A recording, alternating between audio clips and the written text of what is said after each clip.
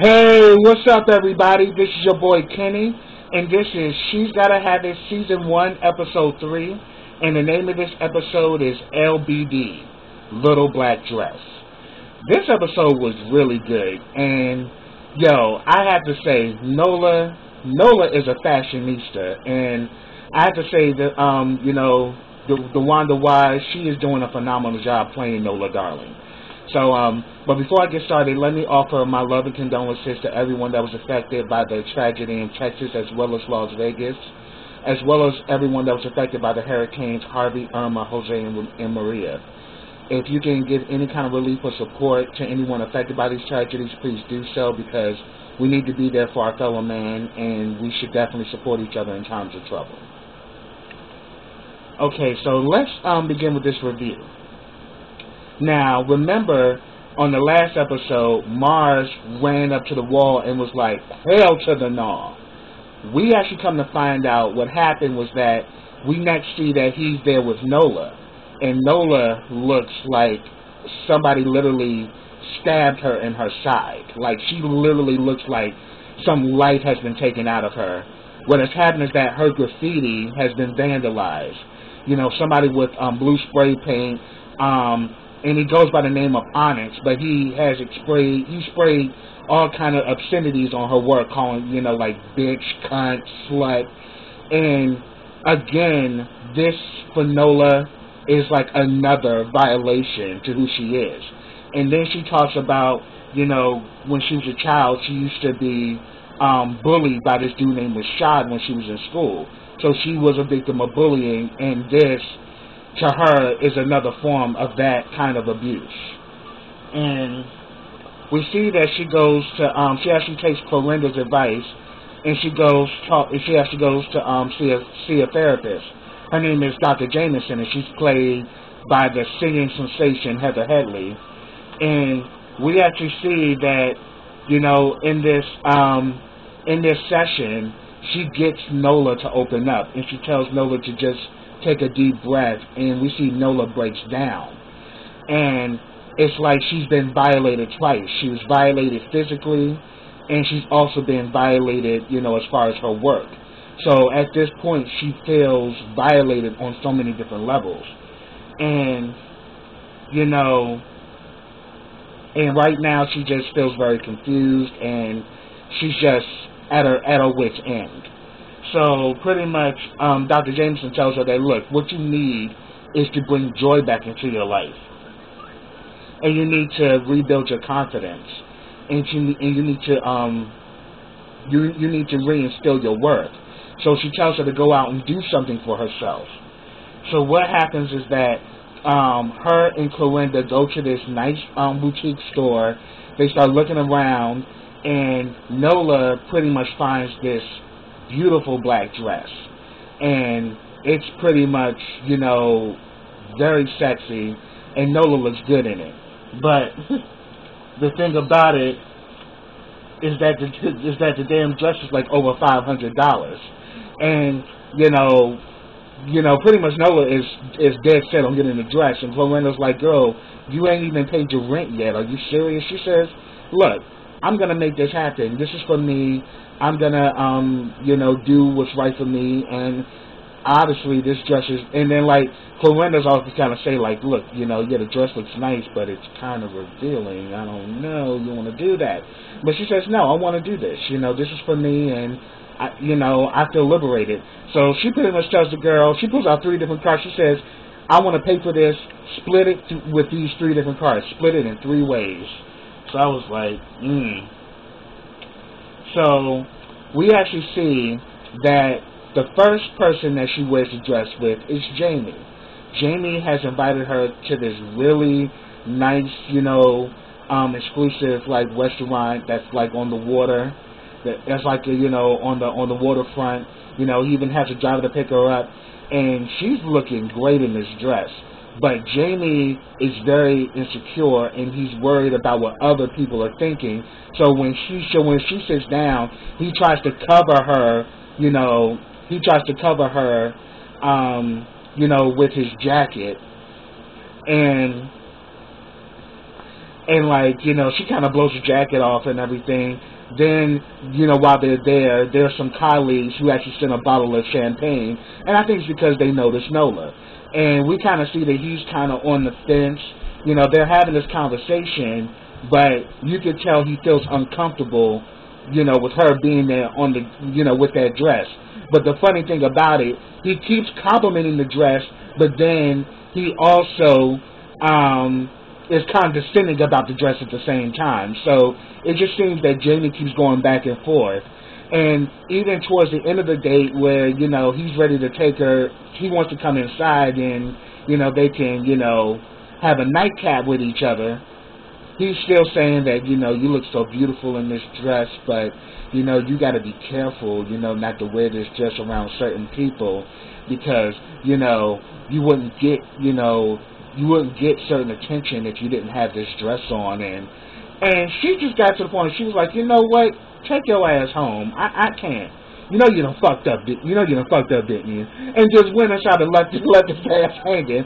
And I was like, I don't blame her, because it's like, bruh, you know, either you like the dress or you don't. And it's like he liked the dress because he liked how sexy she looked in it, but then was insecure about, you know, being around her, and I think it's because she's conservative. I mean, after we saw his wife in the last episode, it kind of made more sense about Jamie, that Jamie is a very conservative type of guy, and Nola is a break away from that, and yet he likes the fact that she's earthy and that she's open, but then he wants to kind of control how much open and how much earthy she can be. And Nola ain't having that because she's like, I'm not letting no man control me. I'm nobody's property. So she blew his ass off. Then we see that the next time she wears the dress, she's done some alterations. She's got like a jean vest that goes with it, and she's wearing it with some Nikes. And this is when she goes out with Mars. Mars goes crazy. He's doing push-ups, and he's like, yes, you look beautiful, baby. I love me some Mars. You know, Mars is so cool. And he takes her to like this Jamaican concert. And, you know, while they're there, you know, there's this dude who tries to step to her.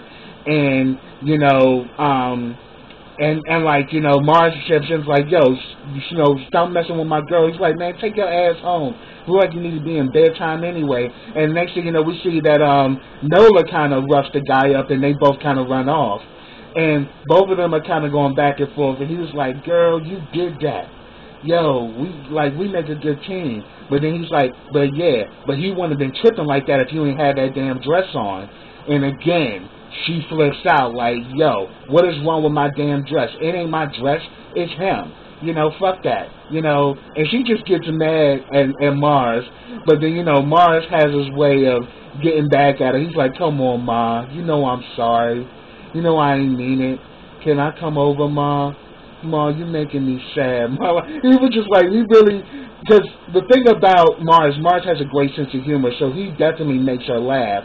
So even though he pissed her off, he definitely, you know, broke her, and she kind of cracked up, and everything went back to normal. Then she wore the dress for Greer. And Greer's a photographer, so he's working with some people. She comes in there, and she's again made some alterations. She's now wearing the dress with a black leather jacket, and she has these black boots. As I said, Nola is a fashionista. She literally took a dress that cost $500, and she gave 3 different looks with the dress. So she goes to see Greer. Greer is completely like, damn, you look sexy as shit in this dress. Oh my God. Yo, I gotta take pictures of you. And next thing you know, he starts taking pictures of her with his camera, but he starts to objectify her, and it makes her uncomfortable. He's like, oh my God, you are really giving me a hard on right now. Oh, I can't wait to rip that damn dress off of you, and all this shit. And she gets to the point where she's like, you know what? I can't. You know what? This has just become too fucking much. You know, okay, it's a fucking dress, but it's like, obviously, it's making you turn into somebody that I really don't want to be around. So if you're not going to fucking respect me, I don't need to be here. So she gets her coat and she leaves. But we actually see that he is even, you know, astonished by how physically beautiful she is. Because Nola is a beautiful woman. But it got to the point where he became creepy. And she was just saying, so pretty much we see that she ends up posting this dress up on a canvas because she's saying that, you know, with that dress, she got totally 3 different reactions from the 3 men that she's been dating. You know, one man, you know, obviously was very insecure and he liked her in it, but he didn't want everyone to know he liked it. It was more like he was trying to, you know, cover her up. Then the second one, you know, they get into a physical altercation. He blames the altercation on her wearing that dress, when really it was just the guy was an asshole. And then the third guy, you know, he begins to objectify her and sees her as a piece of meat. And so she's pretty much saying that this little black dress that was supposed to have liberated her, yet kind of suppressed her because of how men see women. And this was pretty much the dilemma that Nola was dealing with. And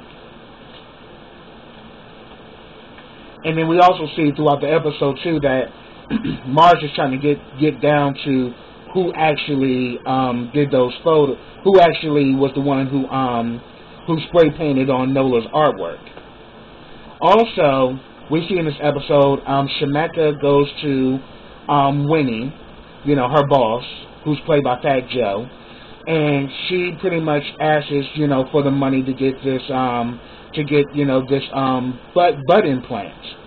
And if anything, Winnie's like, look, you really don't have to do this, you know. If anything, you're already a pretty girl. I'm more worried about you than anything. I mean, have you done any research on this?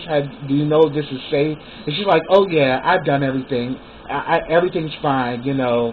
She's like, are you going to give me the money or not? And he gives her the money. And he says that, you know, be careful.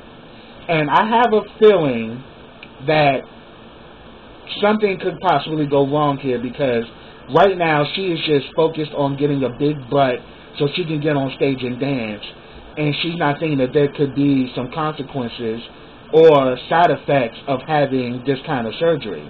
And personally, I don't think she's really done any real research. It's just that she's so insecure about her body that she just wants to enhance it, and she could be putting her life on the line. So we're going to have to see further to see what's going to happen with that. But yeah, this was actually a really good episode, but again, it's more and more showing that I think the guy that she really has the closest connection with is Mars.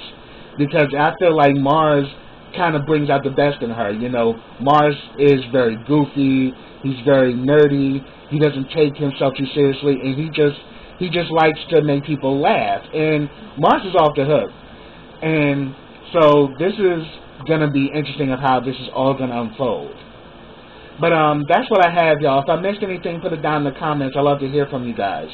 But subscribe to my channel. Click that bell so you get notifications every time I drop a video.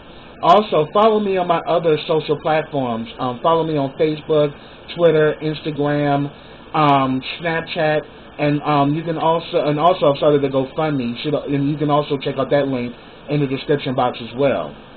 Also, like this video, comment on this video, and share this video, and I'll be back with the next episode of She's Gotta Have It. So until then, everybody, take care.